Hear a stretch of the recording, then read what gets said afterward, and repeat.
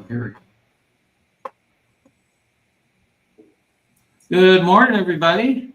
John Spielke here with GAI Insights and the Gen AI News Briefing, rating your top news, essential, important, or optional. We have a pretty full house of analysts today with Tim, Luda, Adam, and David, and Ankaj. We have a number of things, everything from some interesting technology that OpenAI has not released, all the way through IBM's use of AI agents to help their consultants be more productive. All right, Ankaj, if you can start us off, please. Sure, John. So the first one that we have for today comes from Grok. Grok has raised $640 million from BlackRock, and it is now valued at $2.8 billion. All right, Adam, what do you think here? A new round of financing from our friends?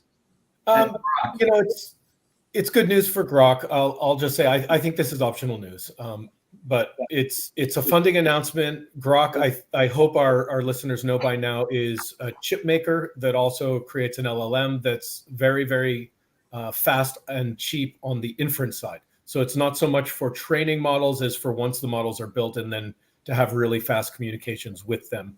And they're really just trying to grab a piece of that pie from NVIDIA, right? And they have BlackRock, among other people, backing this round. They've certainly got some legs, which is what they're going to need to continue to build. They're still relatively small. I think they're saying it was either April or May of next year, they're going to have 100,000 GPUs out there. Just last week at SIGGRAPH, I heard Jensen talking with Mark Zuckerberg about his 600,000 GPUs. And that's just at Meta. So they're still small, but they definitely have a lot of potential. I think they're going about it the right way, but this is mostly just a funding announcement, so I considered it optional. Yeah, I think, Adam, they're LPUs. They're specialized language processing units. Yeah, that's right. Right, yeah. Well, they're trying to brand them right as a new kind of chip. Yep. But yes. Yeah, so what do other folks think? I agree with Adam. It's optional. It's, it's another breathtaking valuation from another company that has zero revenue.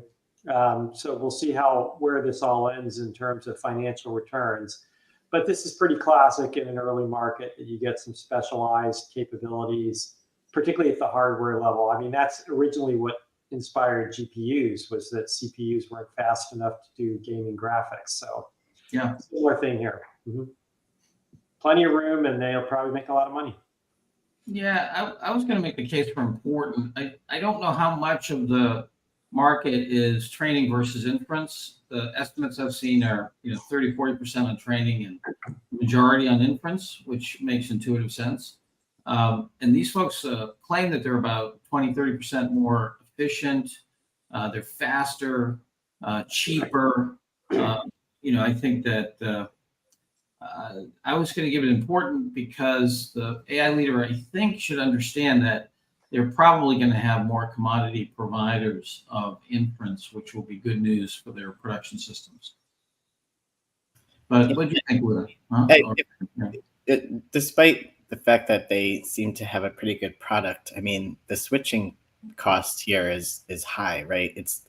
You have CUDA for NVIDIA that people have been using, and the whole software layer, right? And these guys, from what I remember reading, don't really have that built out yet. So I feel like they have a bit of a long road. So I think actually in this case, the software is a secondary problem for them. The primary problem is they got to get into big data centers. They're hosting a lot of people themselves right now. But if they don't infiltrate Azure and Google Cloud and Amazon, they're not going to make a lot of progress.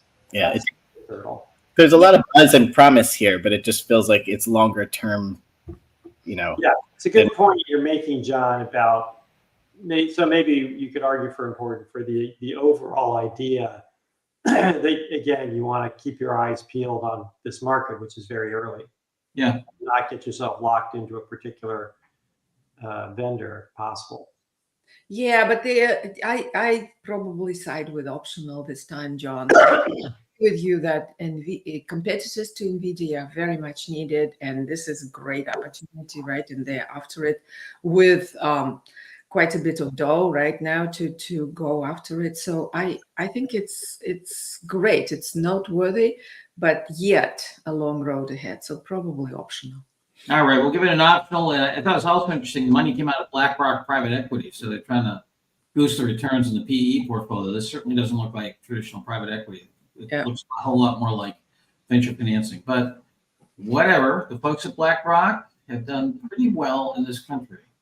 All right, next, Ankash. The next one again relates to processing power and chips, with smugglers taking NVIDIA microchips to China. All right. Well, I thought this was a pretty well researched, and look, I started to remember what real reporting is like. My goodness, they actually had a lot of sources and a lot of investigation. What do you think of this one, Tim? I thought it was a great article. I think it's optional for the AI leader. Really fun read, as you said, well written, well researched. If I were to use a colorful phrase, I'd say something like "no shite, Sherlock," because what it does is it meticulously researches and documents the thing that everybody already knows, which is China's getting a hold of these chips without much trouble.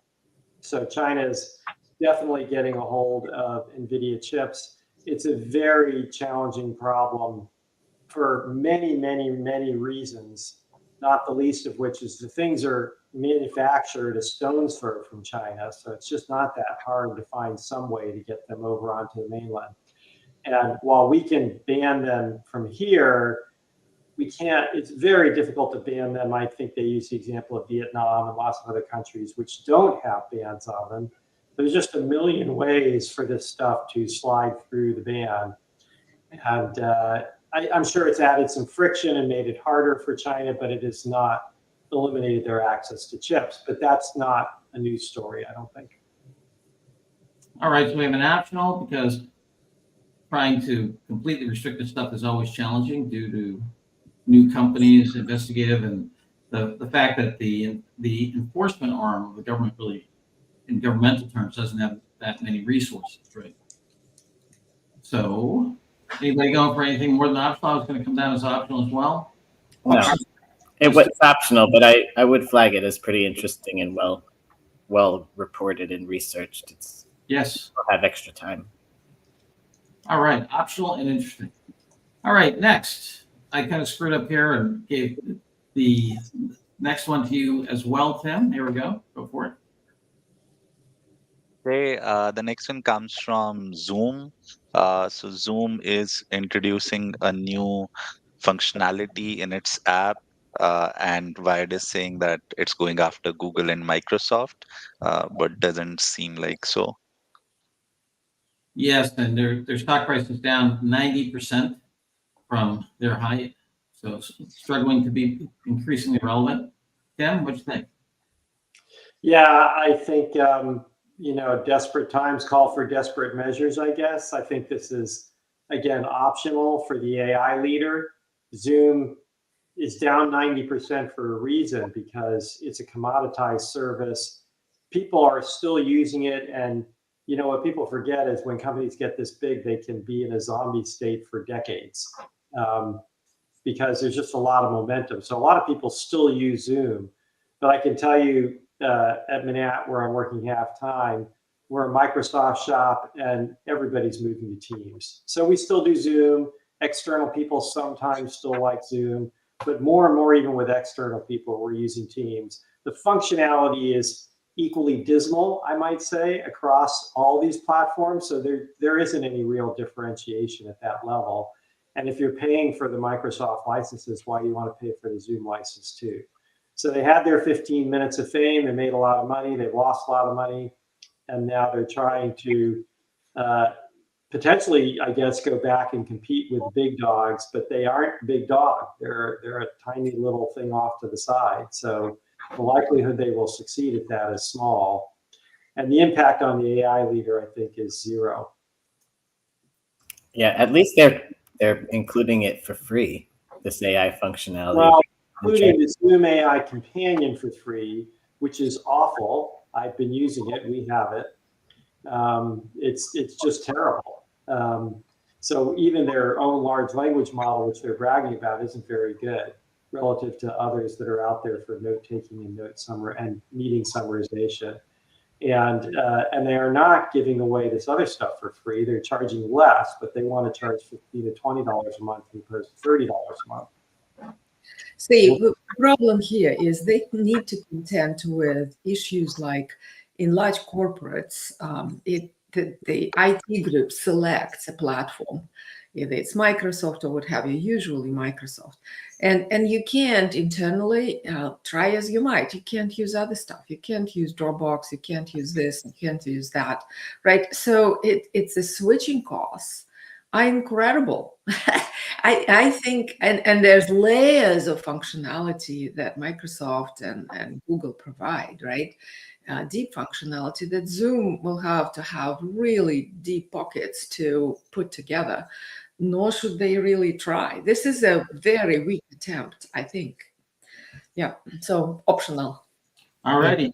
It may be a bit of a side point, but I think the thing from this article that struck me the most was the 10 times as many Teams users there are on Google Workspace at 3 billion users. Yes. I didn't realize that Google Workspace 3 had billion total users of Google Yeah. versus 320 million active monthly users of Teams. Yeah, exactly. But nonetheless, I didn't think that Google Workspace had such a massive part of the market share. It's just something I Well, wasn't aware of. you have to remember, I mean, it's the way they're showing the numbers, I because know. anything with Google ends up being counted there probably. Anything with, like, I have a domain, right? I don't really use Google Workspace. I'm an individual, but I'm listed there because I have a Google Workspace product.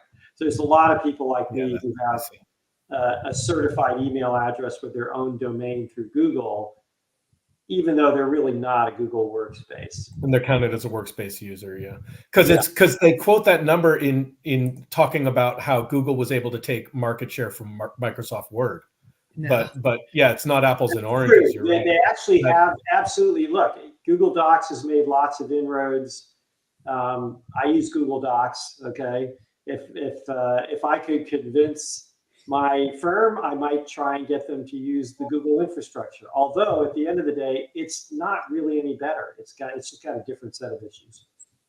All right. So we have a definite optional here. Zoom at less than 2% of Google's revenue is we're not long Zoom. We think but with Luda's point, the inertia is going to help them. All right. Optional. Next. The next one comes from WSJ, and it talks about how OpenAI has a tool to catch students if they are cheating with ChatGPT, but they haven't released it yet.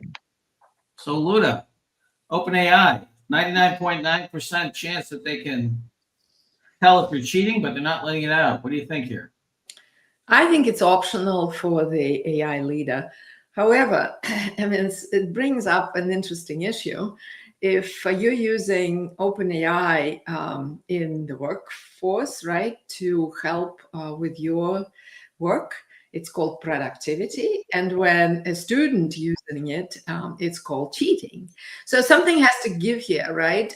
I would rather we say, hey guys, you used OpenAI, or you used AI, didn't you? What did you learn? How did you improve your work and whatnot? Like, let them do it, and rather than slap them. I just think this is just not the right approach. So in some sense, I applaud OpenAI and Google. They have another tool that's being evaluated but not released yet.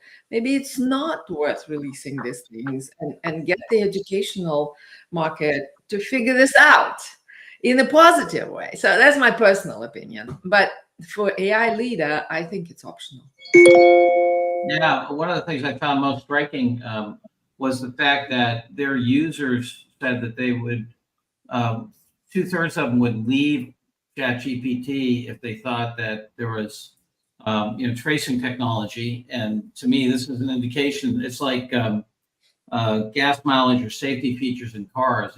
If the government comes in and says everybody's going to have 5-mile-an-hour bumpers, then that cost is no longer a competitive issue. But if only one company does it, you have a problem. Same here.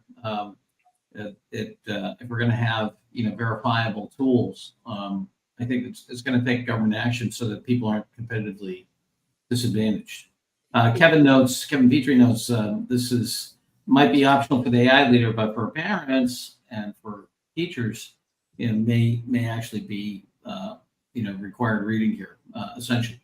All right, anybody going to go against an optional on our rating here? No, totally agree with Luda. The real issue is education in general, much larger discussion.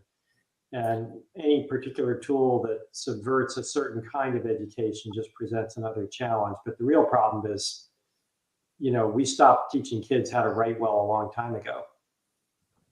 Yes, well, you know what they say. I used to be an academic. Students are the only customers that want less for their money. So there you go. I'll just say, John, I look forward to the day where you don't submit the paper, you submit your conversation with the LLM, and you're graded on how well you explored the topic. That'll be quite something. Interesting. Yeah, I totally agree. I think we're going to go back to, if you look at the history of education, higher education, it was first a luxury good, right? It afforded the nobility and the royalty, and it was a conversation. As a conversation, Aristotle was talking to Alexander the Great. Right? Or even like defense of a thesis, right? Yeah, absolutely. Yeah, the whole system. There's reading period, and the standard at the Oxford and Cambridge colleges was, you read with a tutor, and then you write an essay that adds something to the field, and that's how you get your degree.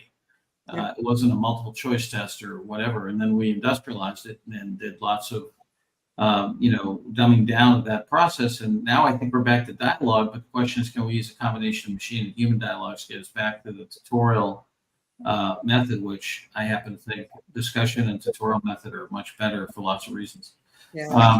And bans don't work. If there's a lesson we'll learn for human history, try to ban things, and like with China, right? They don't work. Humans are specifically, if there is a barrier in front of them, they will look some ways to go around it, and they do. Well, oral tradition is important, but writing is what makes science, and science is what makes our civilization. Yeah, that's true. Yes. Well, lots to be done here, and the hope of better education has been with us since the very early days of computing. So we'll see. We'll see if we can't come up with a model that has a combination of humans and machines at a new scale. All right, optional. Next. Okay, the next one comes from Amazon. So Amazon Q developer is saving Amazon a lot of money. So they have just reached a $260 million milestone.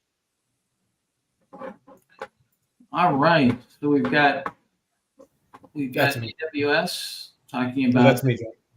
What's that? That's me. I'm Gotcha. So I consider this article optional. It's mostly, I feel, a marketing promotional piece from Amazon. Basically, the news is about their Amazon Q developer, which is a coding assistant. It can do more than just the assistance to the coding with testing, debugging, other sorts of things. But it's pointing to modernization, which is something we've explored before in terms of using LLMs to take old code, bring it up to newer versions for a lot lower cost, a lot faster, more effectively. And the big news here is that they've done that. They took Java 8 and Java 11, they moved it up to Java 17 with a whole bunch of production applications they had. And at first, when I saw $260 million milestone, I thought, oh, are they selling this into business or something? But that's their calculated annual cost savings from having migrated this stuff. So, I mean, if Paul were here, I'd ask him if I could borrow his Nothing Burger. It just like the headline caught my eye, and then I realized it's basically them just saying they've made some of their code faster using their own tool. Okay, great. There's a lot of tools on the market. It's a pretty crowded space. A clickbait award or something like that. Yeah, exactly. It's like so terrible in so many levels. I can't even begin to describe it. But clickbait is the word that comes to mind. It has nothing to do with the title. It says they've saved 4,500 years of development work they've saved. Right. There's no revenue involved. It's their estimate of how much money they saved. Yeah, so we should note that this is really misleading. I thought it's revenue, I thought it's a margin, but neither. It's just their estimate. It's really misleading, title. Yes. All right. So we have optional here, clickbait, bait and switch. All right, Ankash, next. Okay, the next one comes from IBM. It highlights that IBM has introduced a new cybersecurity assistant for threat detection and response services. All right, we have IBM diving into using their tools. Tim. So this is, I think, optional for the AI leader, because this is sort of a, well, of course you're going to do this, and if you didn't do this, you're already behind BCG and the others in terms of providing generative AI tools to make your consultants more productive. You're already behind most of the other cloud service providers who at least claim they've been using generative AI for a while. So this is catch up. It's a product announcement. And at one level here, you could say, I think, John, you made sort of this analogy a while ago. I always think of it as, this is a classic case of the foxes creating a hen house, so there'll be more room for the foxes. So we have all these generative AI tools, which are very opaque. And now we're using them for security, which is going to create even more security problems, which is going to generate the need for more security. So this is just a real serious spiral, and it'll be interesting to see where it goes. In addition, Tim, I think when you introduce too much security in the LLM, you limit the functionality of the LLM significantly. Yeah, of course. So a lot of power that a regular LLM has is not there for the users to try. So it's just interesting. Yeah, I agree with you. It's a spiral. What do you think you're at? It seemed like optional is to me. I mean, it's a bit of a necessity that if you already have a cybersecurity product and one that's doing threat detection with, the AI that's been in market for almost a decade, that you would continue to expand those capabilities and put Gen AI into it. But there wasn't much there for me. If you're an IBM customer and you're already using this stuff, good for you. Generally speaking, it's just sort of keeping up with what the competitors are doing. Well, if I understood this correctly, it's the consultants at IBM that are using this. This is not a user tool, right? Right. Exactly. It's making the consultants more productive. I'm just going to ask you, David, you and I both work for services companies. What do you think here? I mean, I think it's optional. It's good that they've done it. I don't think it's, a mind-blowing application that's going to change the actual end user's life a ton. So I am a former IBMer, and I do think that they have been doing more in this space than they're getting credit for, but this one isn't one that I'd necessarily flag. Well, David, I guess what I meant is it's their consultants, but they're monitoring customers' security postures. Yes. Right. It's basically cybersecurity as a service, right, from IBM. So I wouldn't be surprised to see them implementing similar into their customers' SOC security as well in the near future. But it's not really that IBM's using it in-house so much as that they're using it to monitor and detect threats for their customers that they're providing the service. Right. Yeah, I get interested in the IBM. There's a thing in there about their consultant kind of dashboard productivity thing. And many years ago, Monitor, when it was a very strong company before they got purchased by Deloitte, used to have a product that was software-based, software-enhanced, used for marketing of drugs. And that was at one time about 80% of their profits, because it not only made the consultants more productive, it tied them into the company, and they actually did the decision support. So I think for services companies, this is essential to look at how these folks are doing it. I sent it to some of my old friends at PwC this morning, but optional for our AI leader, but they're going to pound on their service providers. Where's your robot? Make it more productive. All right. Optional it is. And last, OpenAI co-founders, David. Oh, sorry. Ankash, go ahead. And then David on the analysis. Sure, John. So OpenAI co-founder Shulman has left OpenAI for Anthropic, and Greg Brockman has taken a sabbatical till December. So a lot of leadership leaving OpenAI. All right. Organizational issues at OpenAI. Who knew? How novel. How novel. Just for the heck of it, I'm going to make a stretch argument for important in a moment. But as Ankash said, one of these folks, Schulman, is defecting to Anthropic. Now, he noted that he's not leaving, and he's going to be focused on safety there. He noted that he was not leaving because OpenAI is not focused on safety, but still he's leaving, right? Brockman taking a step back till December. That's a pretty long sabbatical. We're reading about the debt that they're racking up here. They're, losing $5 billion a year or something. To me, this smells like a takeover. It might be coming, right? Perhaps they're defecting and going to Anthropic because Microsoft is going to have to step in and buy these folks because they're suffering. Of course, regulators might not look well upon that, but they might need it. But we preach for people to vet their vendors, right? And one of the things you're looking for is stable management, and that's not happening here. And also, if Microsoft takes them over and now we've got an even more concentrated market, will the pricing go up? That's my stretch argument for important. All right, David, stretching for important here. What do you think? Are we going to take? I'm going to go for important here. I agree. I was thinking, the thing is, for the AI leader, it is important to have some sense of how the market overall is doing, and this is a proxy for that. And in particular, because OpenAI is the vanguard company, and if you're a Microsoft shop, you're basically hogtied to it for the moment. So it's the bellwether, and yes, they've had problems before. I thought Brockman's departure was jaw-dropping, actually. He's the COO, and actually he's the president and the chairman.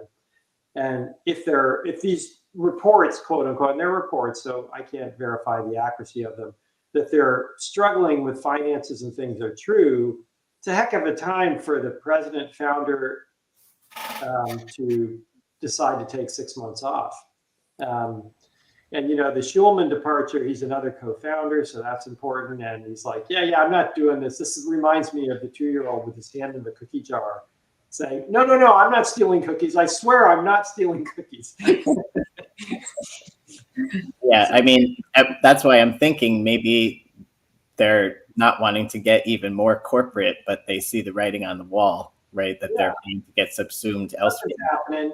And it's relative. Again, it's not overwhelmingly important. You could make the argument for optional, but I think because they're a bellwether, rocky times for OpenAI, it's important to be aware of, because you need to know that it makes you more cautious. And I think there is a reason potentially for some more caution, particularly with lesser vendors.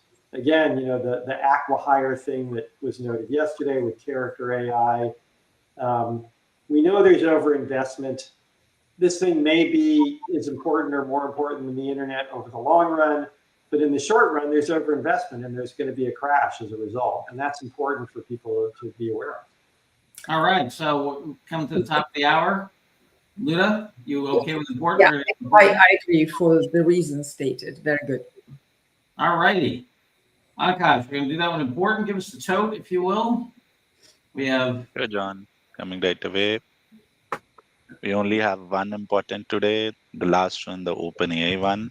All right, we have one important with our OpenAI movement of personnel as perhaps a precursor to problems and also new investment challenges. All right, easy day for our AI leader. Stay busy driving value in the organization. Any announcements or anything for anybody? All right, look forward to seeing you all tomorrow. Akash, thank you for the help. David, Luda, Adam, and Tim, great to have you here, and see you tomorrow. Oh, John, I was just going to say we had a